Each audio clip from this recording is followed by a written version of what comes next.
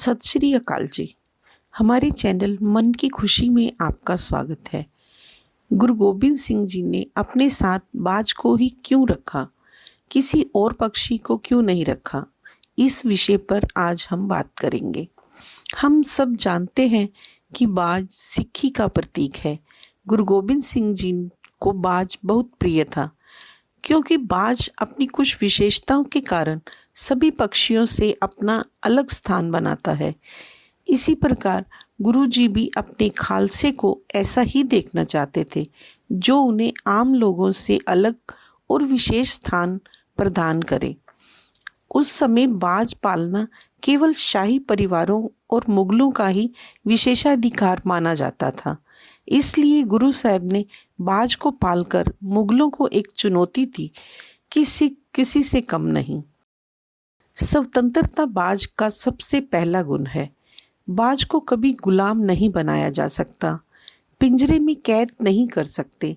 अगर कैद कर भी लिया तो वे भूखा मर जाएगा, सिर पटक पटक के मर जाएगा, लेकिन पिंजरे में नहीं रहेगा। यही कारण था कि जब पूरा भारत मुगलों के अधीन था, तब भी पंजाब कभी मुगलों के अधीन नहीं हुआ। वहाँ महाराजा रणजीत सिंह जी का शासन था। वे गुरु साहब के बाज के जैसे ही सच्चे सिख और सिपाही थे, जिन्होंने कभी गुलामी स्वीकार नहीं की। बाज की दूसरी विशेषता है बहादुरी और स्वाभिमान। इसके प्रतीक के रूप में बाज कभी दूसरों द्वारा मारा गया शिकार या मरा हुआ शिकार नहीं खाता। वे भोजन के लिए स्वयं शिकार करता है। यही गुण गुरु गोबिंद सिंह जी अपने खालसे और अपने सिखों में देखना चाहते थे, जो कभी किसी का हक नहीं मारते। आत्मनिर्भरता, बहादुरी और स्वाभिमान में जिनकी कोई मिसाल ना हो, ऐसे सिखों की कामना गुरु गोबिंद सिंह जी ने की थी। बाज की गति और दृष्टि उसकी तीसरी विशेषता है। सभी जानते हैं कि बाज की दृष्टि बहुत तेज होती है, लक्ष्य पर ऐसा झपट्टा मारता है कि शिकार को संभलने का मौका नहीं देता। गुरु साहब जी भी अपने सिखों में यही गति और अपने लक्ष्य को भेदने की ऐसी ही ताकत चाहते थे। जो एक बार अपना लक्ष्य ठान ले, उससे पीछे नहीं हटते। यही गुण रात के 12 बजे छापामार युद्ध में सिखों में दिखाई देता था, जब वे हिंदू औरतों को मुगलों से बचाने के लिए जाते थे। बाज की चौथी विशेषता है खतरों से खेलने का साहस। जब मौसम खराब होता और बारिश या आंधी में भी बाज घबराते नहीं। वे और खुशी से और ऊंचा उड़ता है और सारी मुसीबतों को पीछे छोड़कर बादलों के भी ऊपर उड़ता है। यही विशेषता गुरुजी ने अपने सिखों में चाहते थे, जो मुसीबत के समय डरे नहीं। उनकी कोशिश इतनी ऊंची हो कि मुसीबत भी उनके सामने घुटने टेक दी। इसकी मिसाल बने उनके छोटे साहिबजादे। उन्होंने जो किया इतनी छोटी उम्र में आज तक ना तो किसी ने किया और ना ही कोई कर सकता है। बाज की पांचवी विशेषता है अपने बच्चों को पालने का तरीका। वे अपने घोंसले में कभी हरी घास नहीं रहने देता कि कहीं उसके बच्चे आराम पसंद ना हो जाए। वे अपने बच्चों को कंफर्ट जोन नहीं देता। दूसरे पक्षियों के बच्चे जिस उम्र में घोंसले में रहते हैं, बाज अपने बच्चों को उड़ना सिखाने के लिए बहुत ही अनोखे और कठोर तरीके को अपनाता है। ममता और अनुशासन का एक बेहतरीन संतुलन। वे खाना लेकर सीधा बच्चों के मुंह में नहीं देता, घोंसले में थोड़ी दूरी पे रखता है, जहां बच्चे को खुद खाना खाने के लिए जाना पड़ता है।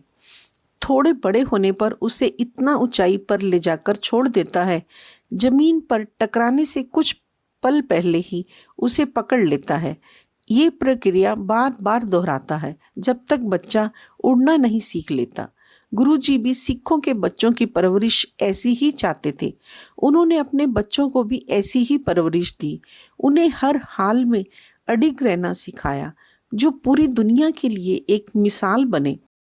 लेकिन आज हम अपने बच्चों को इतना कंफर्ट जोन तैयार करके देते हैं कि वे अपने खुद के काम भी नहीं कर पाते।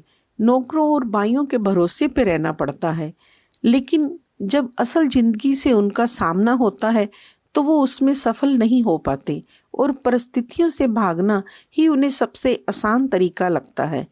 इसलिए हमें अपने बच्चों को बाज की तरह ही ममता और अनुशासन का समन्वय बनाकर पालना चाहिए।